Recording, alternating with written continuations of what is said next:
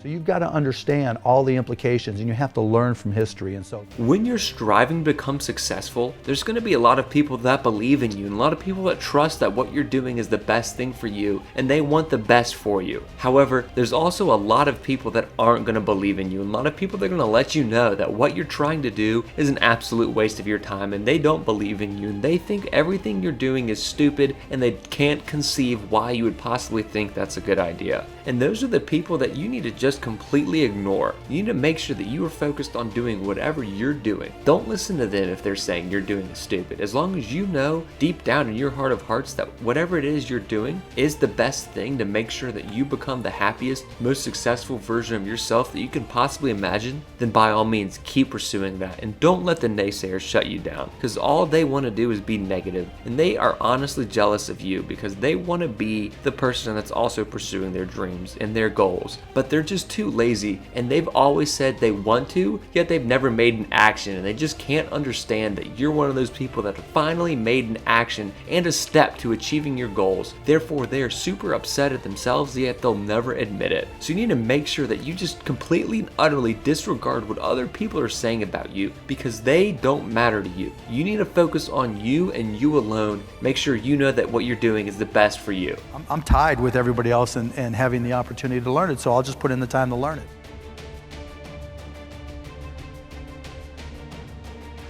Passion I've always had for business and being an entrepreneur that transfers into the Mavs. I've always been passionate. Some people thought, it's more OCD than anything else, which I think is a great trait for an entrepreneur. When I mentioned the stamp business, I would stay up till 3, 4 in the morning, even though I had to get up and go to school, and read Lynn's Stamp News and Scott's Stamp Journals and have them all memorized and use that to give myself an edge. Even when I was in college, I'd be in the library reading business books and just looking for business biographies and just reading all I could about business. One of the things that companies do, or startups do, they come up with an idea, they'll Google it, and if they don't see it in the first 2 pages, they think it's original. You got to go back, right? Because over the past 15 years, there's so many different businesses that have tried and failed. You have to go back and find those and learn from those. So you've got to understand all the implications, and you have to learn from history. And so the best advice I can give you on a video before talking to you or emailing with you is that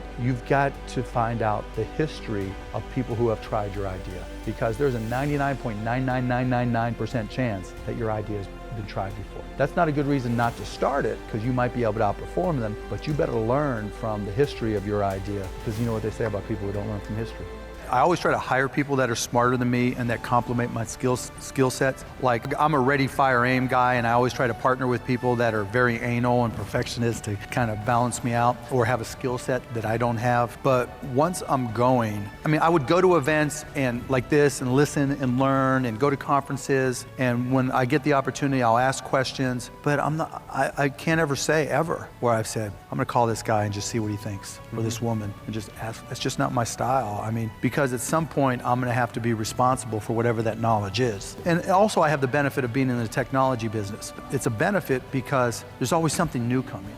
And I've always had the attitude that whatever it is, so if it's virtual reality, if it's the Oculus Rift, it's new to everybody except the people who invented it. And so I'm at first base like everybody else. And then it's just a question of effort of learning it as well as everybody else. So other than going to the originator of the idea, concept, product, service, whatever, I'm tied with everybody else and having the opportunity to learn it. So I'll just put in the time to learn it. The conversations we've had today, that it's over. There's nothing you can do about it. You think for a second, is there anything I can change? You think for another second, what have I learned so I can do it differently next time? And then you move forward and say, what are our options? I'm a big believer you have to re-earn your business every single day. You have to look to see whether or not you need to reinvent your business every day. Because there's someone out, there's some 12-year-old, 8-year-old going to UT, SMU, all these great things I just talked about, this great talent, and they're out there trying to kick your butt, right? And if I'm going to stay ahead, whether it's the MBA or any of my companies, I have to keep on moving forward. I try to be very self-aware. I try to know what I'm good at and what I'm bad at. I try to have smart people around me all the time, and I cross my fingers. There's just some decisions that